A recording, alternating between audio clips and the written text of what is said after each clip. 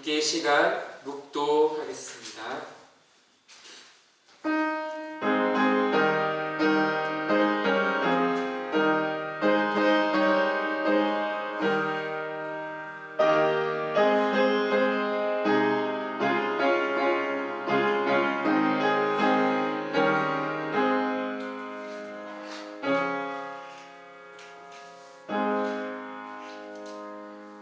여호와여, 일어나소서. 나의 하나님이여, 나를 구원하소서. 주께서 나의 모든 원수의 뺨을 치시며 악인의 일을 꺾으셨나이다. 구원은 여호와께 있사오니 주의 복을 주의 백성에게 내리소서.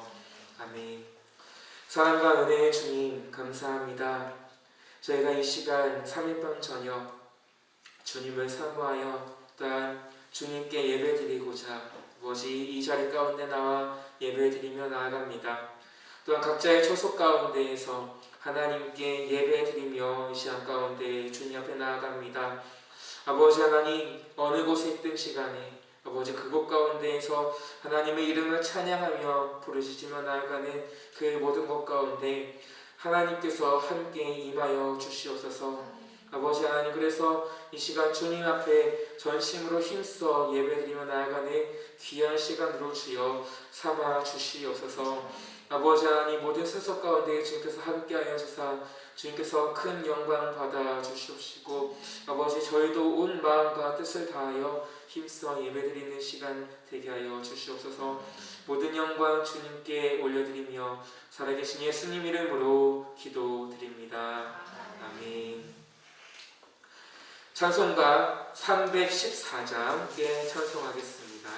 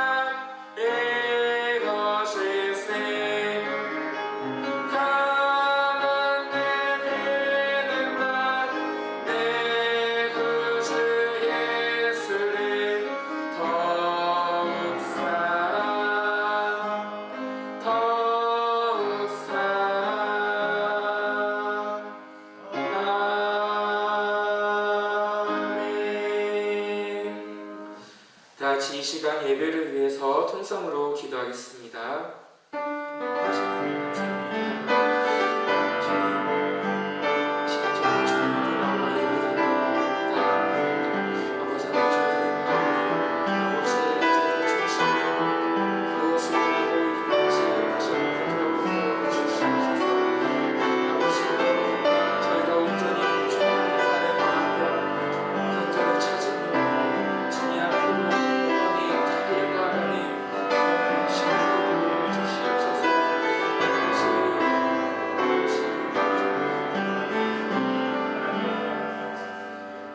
예수님 이름으로 기도드립니다.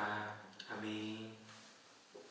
함께 말씀 보도록 하겠습니다. 신명기 4장 9절에서 14절까지의 말씀 보도록 하겠습니다. 다 찾으신 줄 알고 한 절 한 절 교독하겠습니다. 오직 너는 스스로 삼가며 내 마음을 힘써 지키라. 그리하여 내가 눈으로 본 그 일을 잊어버리지 말라. 내가 생존하는 날 동안에 그 일들이 내 마음에서 떠나지 않도록 조심하라. 너는 그 일들을 내 아들들과 내 자손들에게 알게 하라. 내가 어디서 내 하나님 여호와 있었던 날에 여호와께서 내게 이르시기를 나에게 생명을 오라. 내가 그들에게 내 말을 들려주어 그들이 세상에 사는 날 동안 나를 경외함을 힘들게 하며 그 자에게 가르치게 하라 하시네. 너희가 가까이 나와서 산 아래에 서니 그 산에 불이 붙어 불길이 충천하고 어둠과 구름과 흑암이 덮였는데 여호와께서 불길 중에서 너희에게 말씀하시되 음성등으로 너희가 그 말씀만 듣고 항상 보지 못하니라. 여호와께서 그의 언약을 너희에게 반포하시고 너희에게 지키라 명령하셨으니 곧 십계명이며 두 돌판에 친히 쓰신 것이라. 그때 여호와께서 내게 명령하사 너희에게 규례와 법도를 교훈하게 하셨나니 이는 너희가 거기로 건너가 받을 땅에서 행하게 하려 하심이니라. 아멘. 내 마음을 힘써 지키라 라는 제목으로 이 시간 은혜 나누기 원합니다.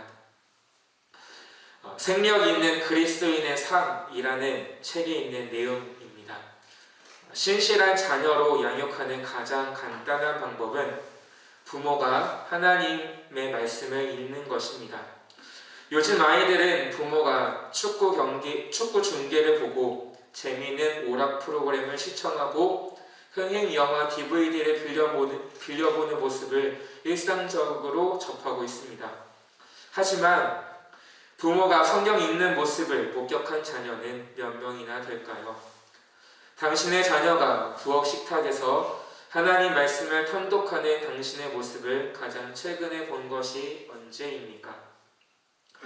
빌리 그레이엄 목사의 아내 루스 그레이엄은 자신이 어떻게 해서 평생 성경을 공부하고 사랑하는 사람이 될 수 있었는지 이야기해 준 적이 있습니다. 중국에서 자란 그녀는 선교사이셨던 부모님이 매일 성경을 공부하는 모습을 보았다고 합니다. 매일 아침 식사를 하러 아래층으로 내려가면 우리 아버지는 자리에 앉아 성경을 읽고 계셨습니다. 의로 선교사이셨던 아버지는 항상 정신없이 바쁘셨던 분인데도 아침 시간에는 항상 성경과 함께 했습니다. 또 밤이면 일을 마치신 우리 어머니도 아버지와 똑같이 하셨습니다. 세상에서 가장 존경하고 사랑하는 우리 부모님의 관심과 헌신을 그 정도로 차지하는 것이라면 나도 한번 탐구해 볼 만한 가치가 있다고 판단했습니다. 그래서 나는 아주 어렸을 적부터 성경을 읽기 시작했습니다. 라고 이야기했습니다. 짧은 이야기 속에서 신앙을 가진 부모가 어떤 모습을 보이느냐가 자녀의 신앙에 있어 많은 영향을 준다는 것을 알 수가 있습니다. 이처럼 오늘 본문에서는 모세가 이스라엘 백성들을 향해 출애굽기에서 있었던 호렙산에서 있었던 그 일들을 이야기하며 하나님의 율법을 힘써 지키고 이것들을 자녀들에게 가르치고 알게 하라며 전하고 있습니다. 그렇다면 이제 본문의 내용을 자세히 살펴보도록 하겠습니다. 9절의 시작은 4장의 15절 또 23절의 동일한 동사와 비슷한 문구로 시작을 하고 있습니다.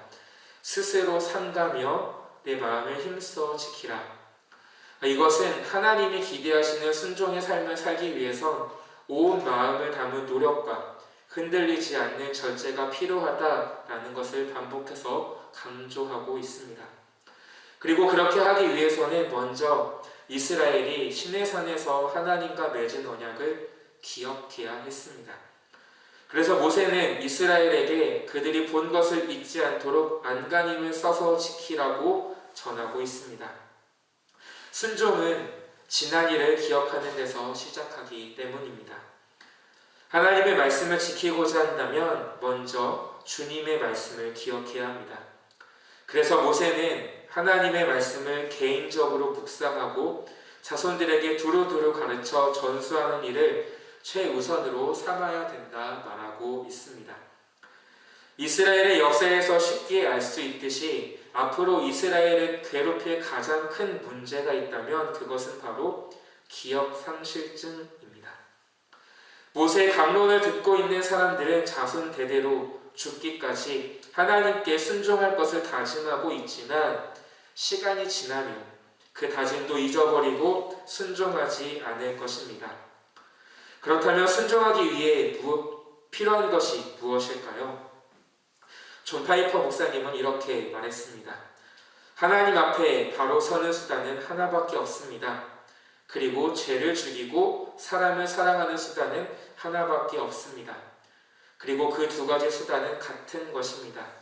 바로 예수님을 가장 만족스러운 부활로 영접하고 누리는 것입니다. 그렇습니다. 이스라엘 백성들이 하나님을 가장 만족스러운 부활로 영접하고 누릴 때 그들은 기쁨으로 하나님의 말씀을 지키며 살아갈 수 있는 것입니다. 구약에서 믿음은 철학적인 이론이나 추상적인 묵상에서 비롯된 것이 아닙니다. 체험에서 비롯되었습니다. 이스라엘 백성은 역사 속에서 일어난 일에 대한 증인들이었습니다. 그래서 모세는 마치 그의 청중 모두가 호렙산에서 하나님의 나타나심을 목격했던 것처럼 네가 눈으로 본 그 일을 잊어버리지 말라라고 말하고 있습니다. 우선 여기서 호렙산이라고 하는 것은 시내산의 다른 이름으로 우리는 알아야 합니다. 다른 곳에서도 시내산을 호렙산으로 여러 번 표기하고 있습니다. 우리가 잘 알다시피 이스라엘 백성들 중에서 40세가 넘은 사람들만 시내산에 있었습니다. 나머지는 부모들의 증언과 가르침을 통해 시내산에서 있었던 일에 대해 전해 들었을 것입니다. 그럼에도 불구하고 모세가 모든 이스라엘 백성들이 호렙산에서 있었던 일을 직접 본 것처럼 말하는 이유는 이스라엘이 하나님 안에서 한 공동체였기 때문입니다. 하나님이 이스라엘을 시내산으로 부르신 데에는 두 가지 목적이 있었습니다. 첫 번째는 그들이 하나님을 경외하며 살아가게 하기 위해서였습니다. 하나님을 경외하는 삶은 삶의 모든 영역에서 하나님의 주권과 영광을 인정하면서 죄짓는 것을 두려워하는 삶을 뜻합니다. 둘째는 그들이 자손들에게 하나님을 경외하도록 가르치게 하기 위해서였습니다. 자녀를 가르치는 것은 신명기 안에서 지속적으로 등장하는 중요한 내용일 뿐만 아니라 언약의 일부였습니다. 그래서 종합해서 살펴보면 하나님이 이스라엘을 시내산으로 부르신 이유는 하나님을 경외하는 삶을 살게 하기 위해서, 또한 그 삶을 자녀들에게도 가르쳐 지키게 하기 위해서였습니다. 우리 모두는 하나님을 경외하는 삶을 추구하며 살아야 합니다. 그리스도인에게 경건한 삶은 선택이 아니라 필수입니다. 또한 우리는 후손들에게 선생이 되어 하나님을 경외하는 삶을 살도록 가르쳐야 합니다. 이 과정에서 우리가 물어야 할 중요한 질문은 자손들에게 어떤 방법으로 가르치는 것이 가장 효과적인 교육이 될 것이냐라는 것이죠. 설교 서두에서 말씀드렸던 것처럼 자녀들은 부모의 삶에서 가장 쉽고 확실하게 배웁니다. 그렇다면 부모가 하나님을 경외하는 삶을 사는 것 자체가 자녀들에게 가장 좋은 가르침이 될 수 있습니다. 모세는 이스라엘이 시내산에서 눈으로 본 것을 잊지 말라고 했습니다. 그렇다면 그들은 시내산에서 무엇을 보았을까요? 그들이 본 것은 산을 뒤덮고 높이 치솟은 불길, 어둠, 그리고 검은 구름이었습니다. 하나님의 나타나심이 이러한 모습으로 보여진 것입니다. 굉장히 무서움과 두려움 가운데 있었죠. 그러나 그들은 구름과 불길 속에서 말씀하시는 하나님을 들었지만 하나님의 모습을 보지는 못했습니다. 여호와께서 분명 시내산에서 모습을 드러내셨지만 어떤 형상으로도 보이지 않고 말씀으로만 나타나셨습니다. 이것을 통해 하나님은 초월적인 분이고 또한 하나님을 경외하는 마음을 이스라엘 백성들이 자연스럽게 갖도록 하셨습니다. 이렇게 모세는 이스라엘 백성들이 시내산에서 눈으로 본 하나님의 초월하심과 경외함을 잊지 말아야 한다고 강조하고 있습니다. 모세는 십계명을 언약이라고 했습니다. 어떻게 언약이라고 할 수 있을까요? 우선 성경 안에서 언약은 세 가지의 의미가 있습니다. 그리고 이것은 모두 의무와 관련이 있습니다. 첫 번째로 언약은 자신이 꼭 조항을 지키겠다라고 하는 의지를 보여주는 약속을 뜻합니다. 두 번째로 언약은 상대방에게 의무를 다할 것을 요구하는 조항입니다. 세 번째, 언약은 쌍방이 서로 자기의 의무를 다하겠다는 의사를 표현하는 것입니다. 이 세 가지 의미가 모두 하나님과 이스라엘 사이에 맺어진 관계에 적용이 되고 있습니다. 이스라엘과 하나님 사이에 체결된 계약은 하나님이 이스라엘에게 요구하신 것들과 이스라엘이 스스로 하나님께 의무를 다하겠다라고 하는 의사 표시를 한 것들로 구성되어 있습니다. 그렇기에 모세가 십계명을 언약이라고 말할 수가 있는 것입니다. 그렇다면 오늘 본문을 통해 우리가 다시 한번 생각해 볼 메시지가 무엇일까요? 두 가지로 살펴보려 합니다. 첫 번째로 자녀에게 물려줄 최고의 유산은 하나님 경외하는 법을 가르치는 것입니다. 9절 10절에 보면 모세는 이스라엘 백성들을 향해 자녀들에게 여호와 경외하는 법을 가르치라고 권면하고 있습니다. 그것은 하나님을 경외하는 일이 그들이 잘되고 복받는 길이기 때문입니다. 우리의 인생에 생사화복을 주장하는 분이 누구일까요? 바로 하나님이십니다. 그렇기에 하나님을 경외하는 것이 잘되고 복받는 길이라 할 수 있습니다. 사람이 아무리 노력해도 하나님이 허락하지 않으면 결코 인생을 성공적으로 살 수 없습니다. 그러한 의미에서 부모가 자기 자녀에게 물려줄 수 있는 최고의 유산은 바로 하나님 경외하는 법을 가르치는 것입니다. 사람을 사람되게 만드는 최고의 교육은 하나님께 대한 경외심을 가지게 하는 것입니다. 성경은 하나님을 경외하는 것이 지식과 지혜의 근본이라고 가르치고 있습니다. 하나님을 경외하는 것이 인생을 성공으로 이끌고 행복하게 살 수 있는 출발점이라는 말이죠. 많은 사람들이 자녀들을 명문대학에 보내고 싶어 합니다. 또 많은 재산을 유산으로 물려주려고도 하죠. 자녀가 잘 되기를 바라는 것은 모두 부모의 똑같은 마음입니다. 하지만 이 세상의 그 어떠한 것도 하나님 경외하는 법을 가르쳐주는 것보다 자녀들에게 물려줄 좋은 유산은 없습니다. 자녀들이 잘되고 행복한 미래가 있는 삶을 살기 원한다면 다른 무엇보다도 먼저 하나님 경외하는 것을 배우게 해야 합니다. 엘리의 두 아들 홈리와 비느하스는 성경의 불량자로 언급되어서 나타나고 있죠. 언어적인 의미로는 패스트와 같이 해로운 존재였음을 보여주고 있습니다. 그 원인이 어디 있을까요? 아버지는 당시의 정치적, 종교적 지도자였는데 왜 그의 아들들은 불량자로 타락하게 되었는지 의문을 갖는 사람들도 있을 것입니다. 문제는 엘리에게서 찾아야 하는 것이죠. 그는 제사장이었지만 아들들에게 하나님 경외하는 법을 가르치지 않았던 것입니다. 성도님들은 자녀들에게 무엇을 유산으로 남겨주시기 원하십니까? 눈에 보이는 가시적인 것입니까? 그것보다 하나님 경외하는 법을 가르쳐 주어야 합니다. 그것이야말로 그들이 진정 잘되고 복된 삶을 살아갈 수 있는 최고의 유산입니다. 둘째로 하나님은 모양이 아니라 말씀으로 자기를 알리십니다. 11절에서 14절까지 보면 모세는 하나님께서 시내산에 나타나신 것에 대해 이스라엘 백성이 그분의 말소리만 듣고 형상을 보지 못했음을 언급하고 있습니다.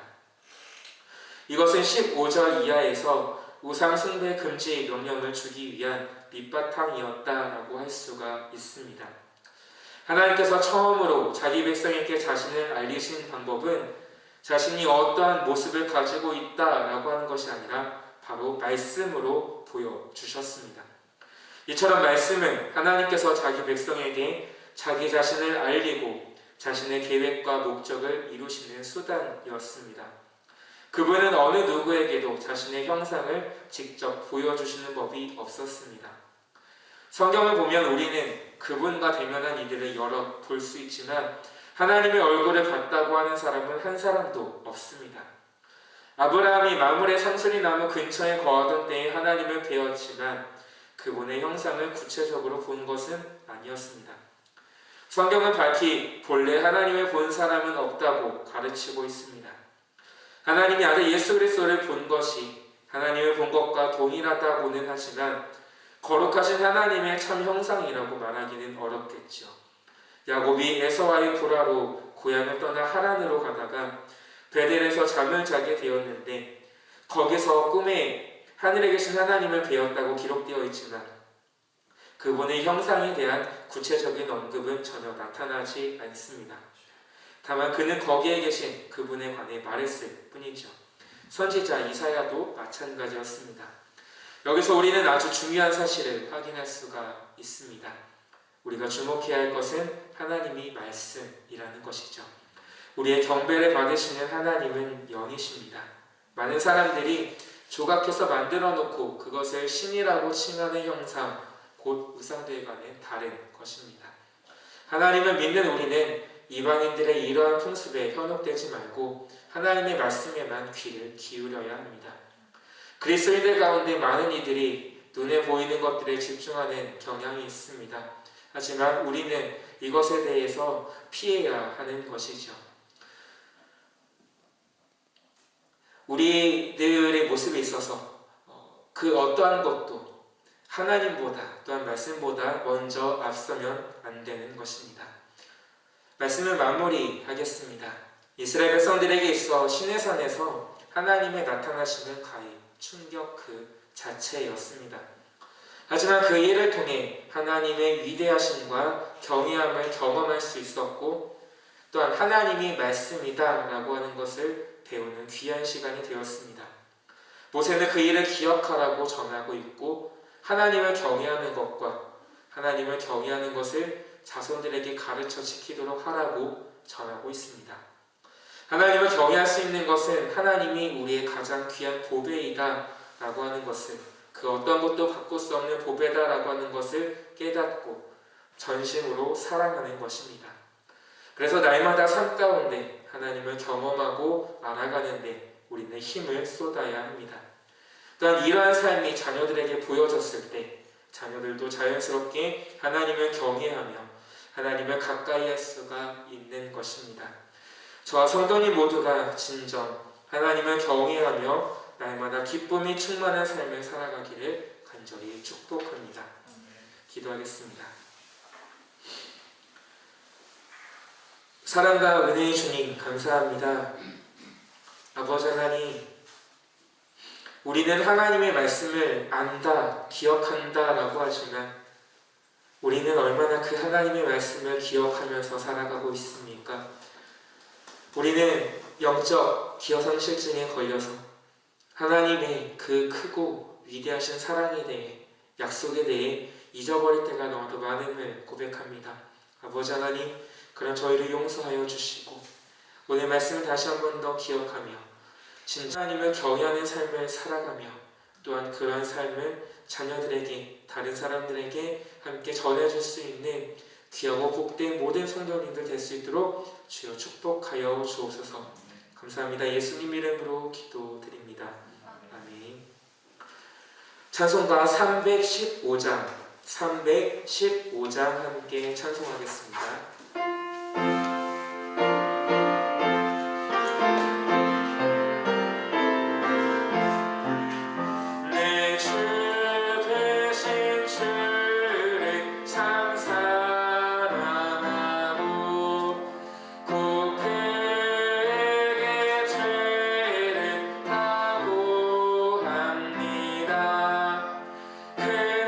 그는 은혜를 주신 내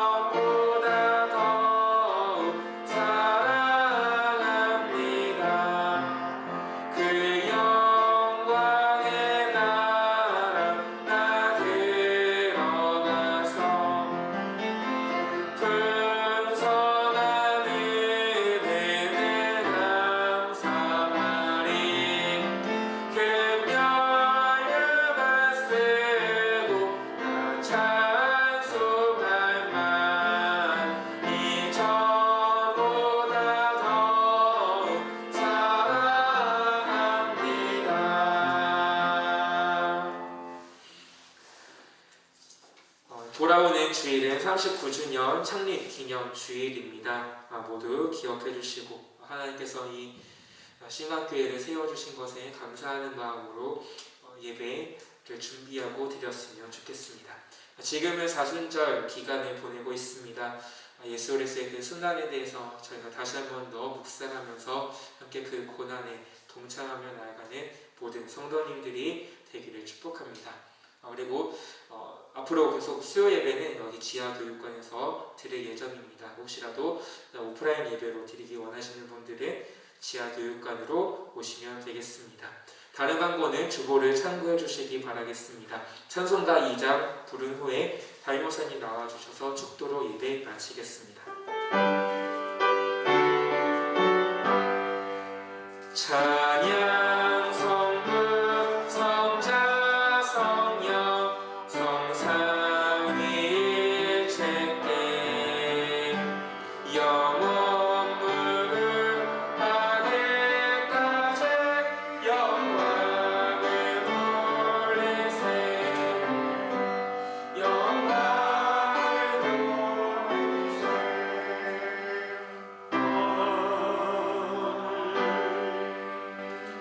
이제는 우리 주 예수 그리스도의 은혜와 무한하신 아버지 하나님의 극진하신 사랑하심과 성령님의 교통하심이 3일 저녁에 참석한 우리 사랑하는 성도들 하나님의 예배드린 모든 성도들 가정 위에 기업 위에 이제로부터 영원토록 함께 하시길 간절히 축원하옵나이다. 아멘.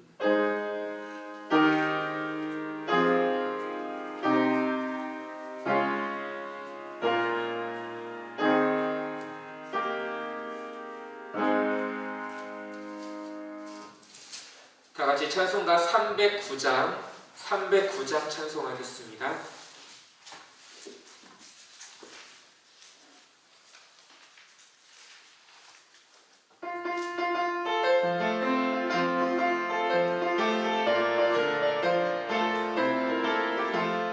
많은 내 영혼 주가 이미 허락한 그 귀한 영생을 주여 갈망합니다. 그 약속 따라서 입서 간구하오니 오셔여 내게도 어서 들어주소서. 예수의 사랑 바람을 깨닫지 내게 임하니 영광이 물결에 온전히 쌓여서 내 영혼에게 뱀하려 먹도다. 주 내게 약속한 큰빛 내려주시며 은혜의 저구는 건너편에 떠올라 그 귀한 징조가 내게 밝히 보이니 나 힘을 다하여 주께 간구합니다. 예수의 사랑 바람을 깨닫지 내게 임하니 영광이 물결에 온전히 쌓여서 내 영혼에게 뱀하여 먹도다. 내 손앞에 제게 흡족히 구원의 큰 강물 흘러차고 넘쳐서 주한 모든 죄 모두 씻어버리니 나 지금 은혜를 충만하게 받았네. 예수의 사랑 바람을 깨닫지 내게 임하니 영광의 물결에 온전히 쌓여서 내 영혼에게 뱀하여 먹도다. 그 차고 넘치는 주의 은혜에 내 영혼 내게 만족합니다. 할렐루야로 주를 찬송하오니 내 맘의 기쁨이 항상 충만함이라. 예수의 사랑 바람을 깨닫지 내게 임하니 영광의 물결에 온전히 쌓여서 내 영혼에게 뱀하여 먹도다. 다시 이 시간 주여 한번 외치면서 통성으로 기도하실 때 담임 목사님의 목회사역과 말씀사역을 위해 기도하겠습니다. 다시 한 번 더 기도할 때 교회를 위해서 또한 요양원을 위해서 또한 코로나로 인하여서 많은 어려움들을 겪고 있는 성도님들이 다시 한 번 더 힘을 내어 주님 앞에 나올 수 있도록 해달라고 주여 한번 외치며 기도하겠습니다. 또그 주님 안에서 큰 힘을 받아가시며 주여 축복하여 주시옵소서.